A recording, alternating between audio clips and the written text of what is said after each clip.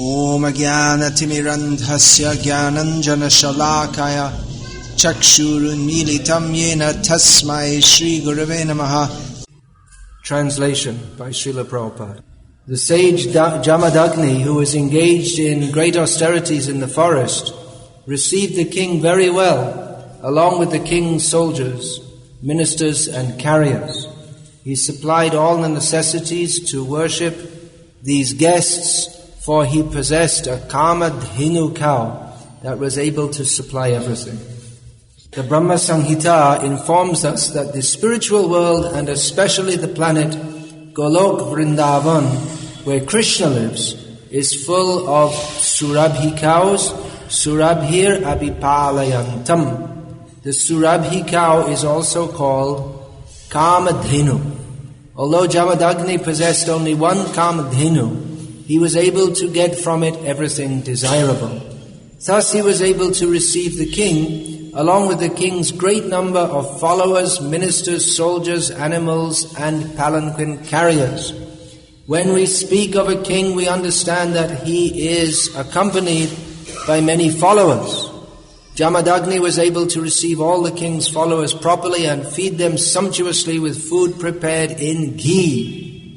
The king was astonished at how opulent Jamadagni was because of possessing only one cow, and therefore he became envious of the great sage. This was the beginning of his offense.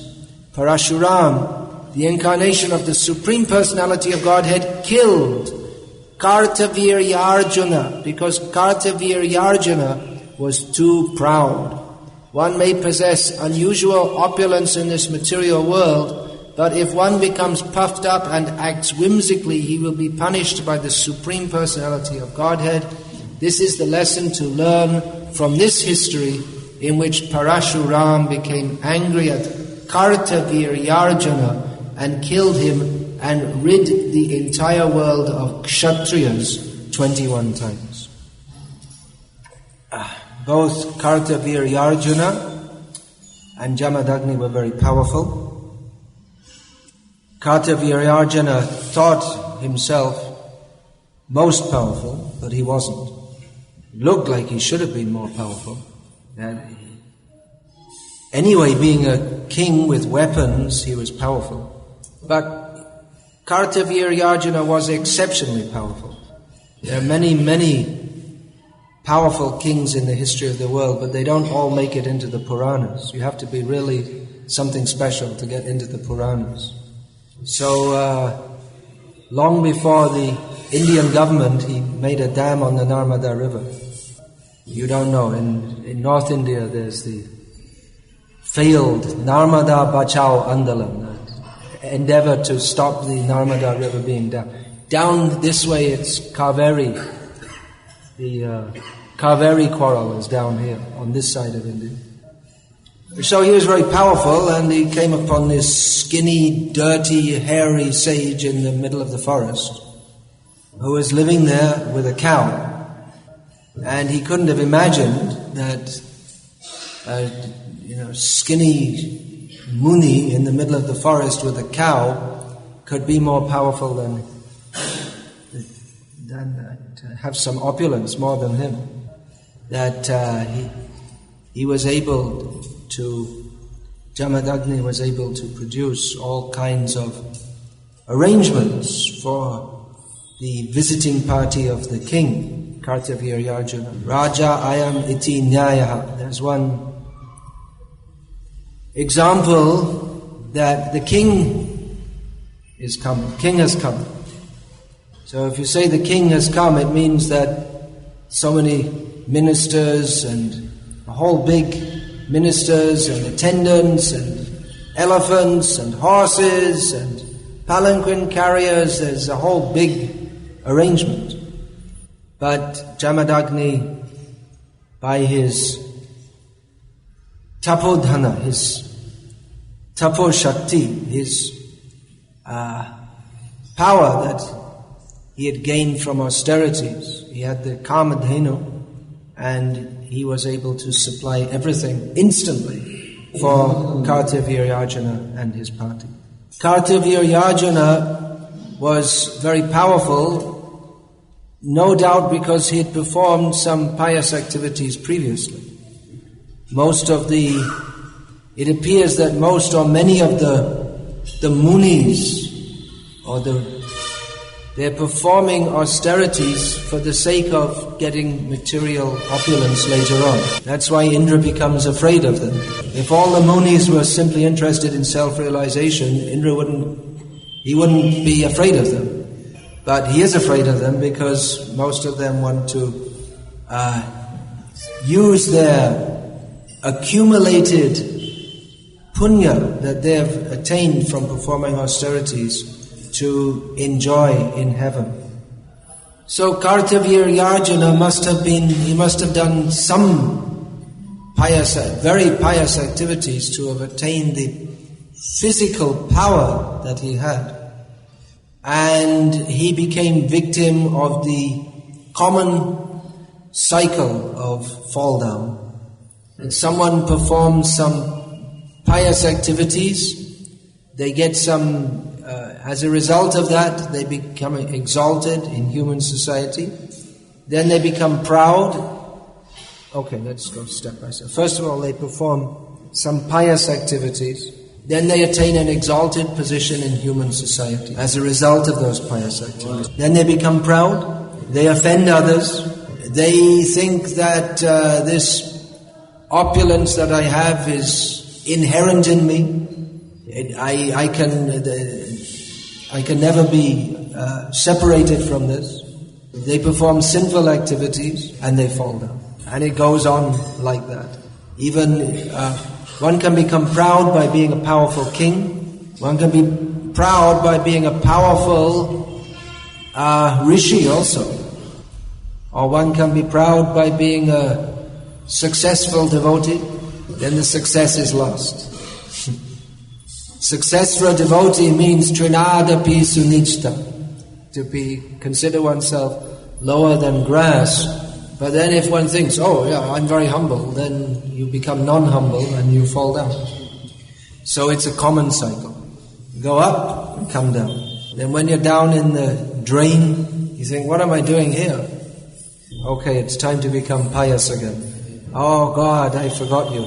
Then you become pious, and then you gradually get out of the drain, and we go up, and then we become proud, and then we go down again. So how can we break out of this cycle? Well, we actually have to become devotees. Actual trinadapi sunichta, actually feeling ourselves lower than grass. Krishna consciousness is easy, isn't it? Prabhupada always said it's very easy. Chant Hare Krishna, sing, dance, take prasadam, nothing difficult to talk about it. But actually it's much more difficult than being a yogi living in the forest eating grass. Because to think oneself lower than the grass is the most difficult thing, actually. It appears to go against our whole nature. Because in material consciousness, that's what it is. It's material, it's perverted. Perverted consciousness. Viparita buddhi, this back to front way of thinking. Now the natural propensity of the soul to love Krishna becomes perverted.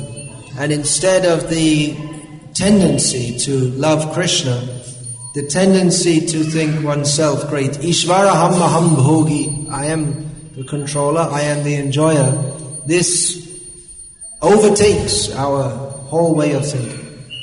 Maya grasta, that's called. It's called Maya grasta, swallowed by Maya. Krishna bhuli se jivanadi bahimok atev maya taride. You know, what's that verse?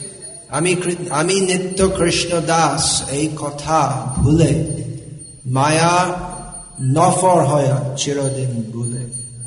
That forgetting that I am the servant of Krishna, the eternal servant of Krishna, I become the servant of Maya and wander around like that forever. Maya grasta jiva hoy she bhavudoy. What's the first line of that? Pishachi paile jaina matti chanda hoy. Maya grasta jiva hoy she bhavudoy. Then become swallowed up by Maya. Maya grasta jiva hoy a bhavudoy. And it becomes just like our whole consciousness becomes overcome by the thought that I am separate from Krishna, or just forgetting Krishna bhuli, just like a haunted person.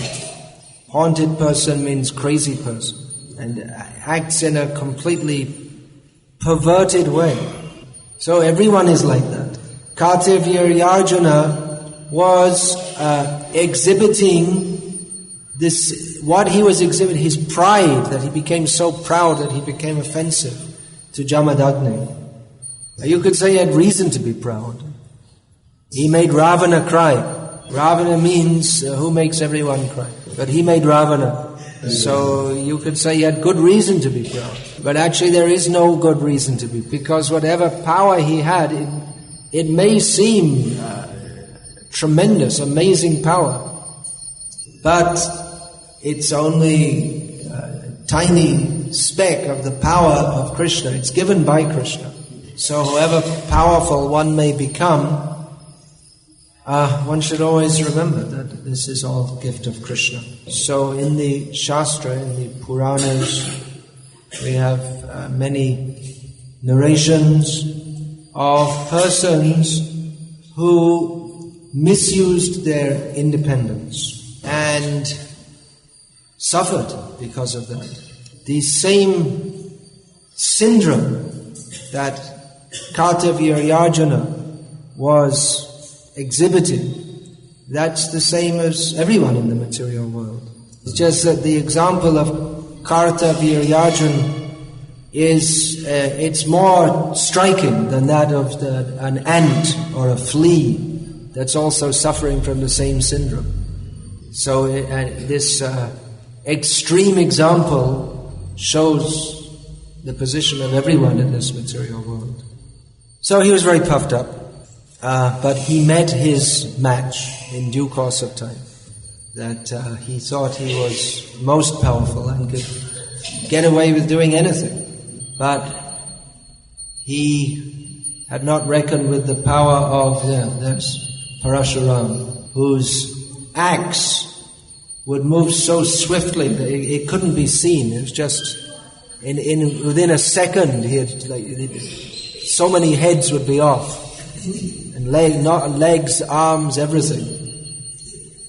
Just like like a super factory machine or something. He was just thousands of Kshatriyas killed instantly. So Kartaviryarjuna, he could not have imagined that there could be such a powerful person. First thing, you couldn't imagine there'd be anyone as powerful as Ravana. But Kartaviryarjuna was more powerful than him. So he thought, Kartaviryarjuna, I'm on top. But he couldn't imagine the power of Parashuram. Parashuram was ultimately defeated by some young boy, another Ram, Raghupati, Raghava, Raja Ram. When in his childhood he defeated. Someone else Parashuram fought with and had a tough time was his own disciple, Bhishma Dev. Yeah. So these narrations are there in Shastra. There are so many lessons to learn. Prabhupada mentions here, Srila Prabhupada mentions that what is the main lesson to be learned from the history of Kartaviryarjuna. We can read that again as it's important. One may possess unusual opulence in this material world, but if one becomes puffed up and acts whimsically, he will be punished by the Supreme Personality of Godhead.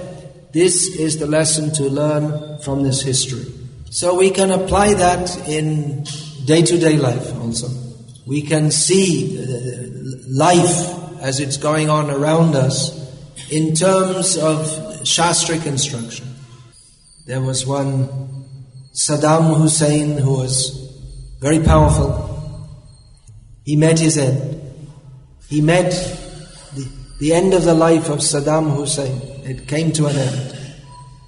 In Pakistan, different persons trying to get power. One of them recently left the scene. or was booted out. I'm also not reading the newspaper. Someone told me. They don't know. Her fate came a little later. So like this, big people, we can see they're proud, I'm so great, I'm so wonderful, and time comes, finished, all finished. Everyone is under the control of the time factor, which is the representative of the Supreme Personality of Godhead. But it's better in general to discuss these topics in terms of the Puranic descriptions or the Shastric descriptions. We can apply these examples to life as we see it around us. But we don't want to get too much involved in talking about politicians or local politics, village politics, Gramya Katha. Instead of discussing about world politics, we can like to discuss about politics, we can discuss Mahabharata. That's also politics. Because if we discuss worldly politics, then we'll say, then we'll be discussing, this politician said this, that politician said that. But if we discuss Shastric topics, then we'll be saying, Duryodhana said this, Dhritarashtra said that, and then Krishna replied like this. It's purifying. If we discuss about worldly politics, it's contaminating. Chaitanya Mahaprabhu, he refused to see Prataparudra Maharaj because he was a politician. That what could be worse for someone who is niskinchan, who is supposed to have given up the world, who what could be worse than seeing a materialistic person or someone who is attached to women? So Prataparudra Maharaj appeared like that. The king, he was living in opulence, had several wives, as kings used to have. So even to think about or talk about these people, it's contaminating. We can touch on it. By giving the light of Shastra, we can say that everyone meets their fate. Swakarma phala bhuk puman, as Chaitanya Mahaprabhu said when he got news of this Haridas, Chota Haridas, having given up his life. He said, everyone gets the results of their activities. That was his response. So when we hear about the various ups and downs of various materialistic people, we can remember this. But no need to get very much involved in all the different trying to understand or political analysis, all this kind of thing. Because however powerful these people may be, they're ultimately insignificant. So many great kings have come and gone. What to speak of kings, so many Brahmas have come and gone. Kota Chataranana, Mari Mari Jata, Prabhupada would quote that. How many foreheads have come and gone? Forehead means here, F-O-U-R, foreheads. Kota Chaturanana. How many Chaturananas, how many four-headed people have come and gone? So, we can hear about Sudama, poor man, who was rich. Here is described, Tapodana. Jamadagni was rich with austerity. But actually we're not that much interested in Jamadagni either. Sudama. There's more than one Sudama. The most famous in this world is that in Tamil they say Kuchala. You say also, yeah. Who was very poor, but he was rich with Premdhan, love of Krishna. So we would rather hear about such persons than hear about the great persons of this material world. The really great persons are Rup Sanatan Bhatta Raghunath, Sri Jeev Gopal Bhatta Das Raghunath, and so many. Of course, even in the worldly sense, at least two of them, they were very great persons. Rupa and Sanatan, they were ministers. They're very powerful in the kingdom of Bengal. But no one would know their name now had they not been devotees of Chaitanya Mahaprabhu. At the time they were very ministers. They're very powerful in the kingdom of Bengal. But no one would know their name now had they not been devotees of Chaitanya Mahaprabhu. At the time they were very powerful, very great. Big event if they come to visit someplace. Who's the chief minister of AP? Does he ever come here? He's a Christian, right? Does he come here? He came here? Nearby. He wouldn't enter this contaminated place from his, I won't say rascal, but from his point of view. All right, you better be careful what you say, otherwise we'll all end up in prison. So, but if he comes to a place, it's a big event, right? Now, Basu Ghosh Prabhu he was telling me that the world famous, just trying to think of his name, Modi. What's the first name? Narendra Modi. He came just opposite our temple in Baroda. He didn't come in the temple, but he went just opposite the temple. So he's a world famous figure, or infamous, some could say. Infamous. So I asked Basu Ghosh, why didn't you invite him to the temple? I said, I couldn't get near him. So many, a huge crowd to see him. Even they let him in, Basu Ghosh, they let in the black cats surrounding him.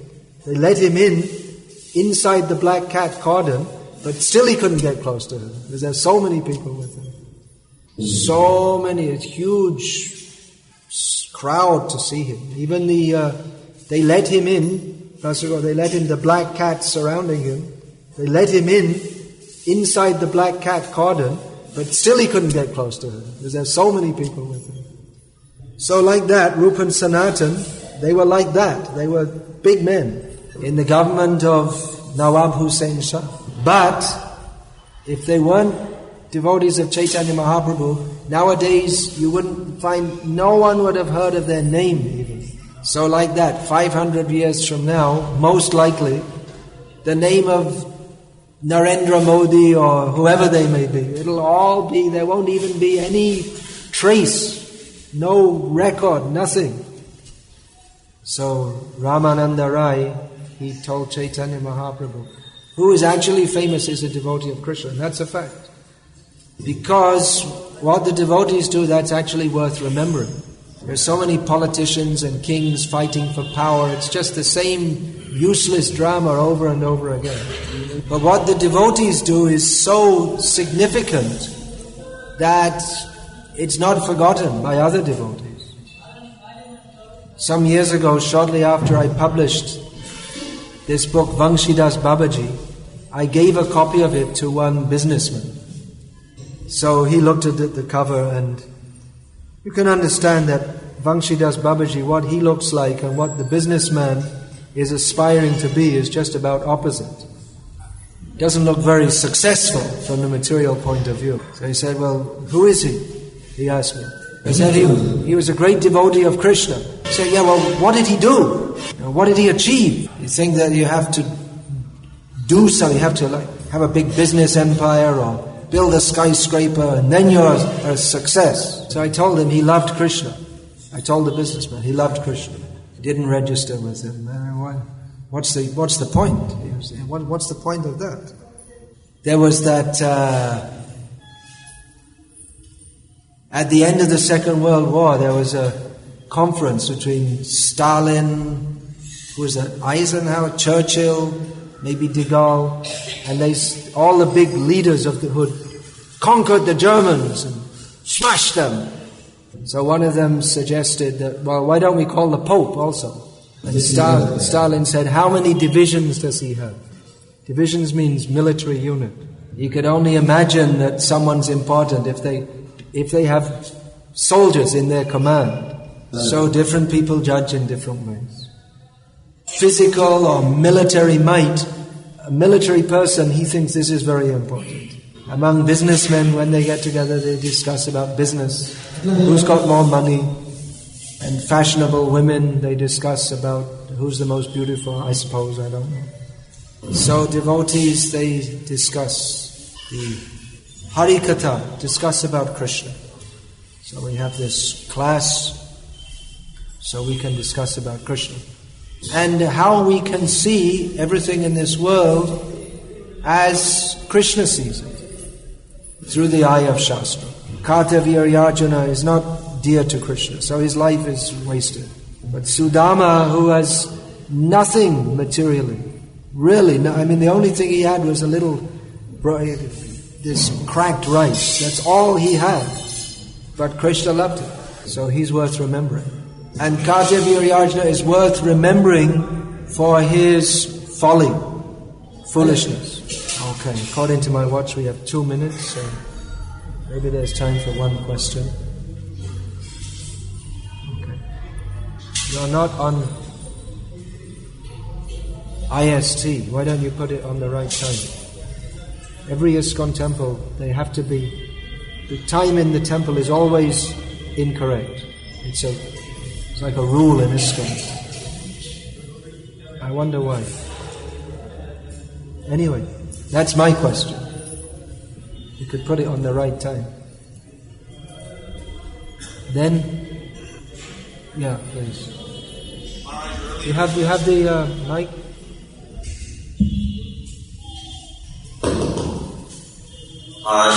Earlier in the lecture you were talking about how a devotee can think that he's trying to be humble, and then he begins to think, I'm very humble, and then that's the cause of fall. So true humility, doesn't it require some realization how great Krishna is, and then we can see our perspective, how insignificant we are? Yeah, exactly. Often devotees ask, well, how can I be humble? So I always reply to this, well, what are you proud about? I always reply to this, what are you proud about? We have no reason, there's no good reason to be proud of anything. It's only foolishness. If we consider how insignificant we are, then we won't be proud. But we are pishachi paile jena motti chonna hoy. Maya grasta jiva hoy shei bhavudo. We're crazy. That's our problem. And therefore we think that we're very important, but we're not. Just like in the crazy house. They have, someone will be saying, I'm Mahatma Gandhi. 5 or 6 Mahatma Gandhis in the lunatic asylum. I'll finish with a humorous story that I heard from Atma Tapraprabhu long ago. So it's a bit prajalpik, but anyway, I heard it from Atma Tapa, so that's my praman, sadhu praman. It's a joke that Pandit Nehru once visited a lunatic asylum, and just to see how all the lunatics were. So he met one person and he introduced himself. He said, well, I am Jawaharlal Nehru, I'm the Prime Minister of India. The patient said, don't say that. I said that and I landed inside here. So that's us. We're thinking I'm Krishna and we're here.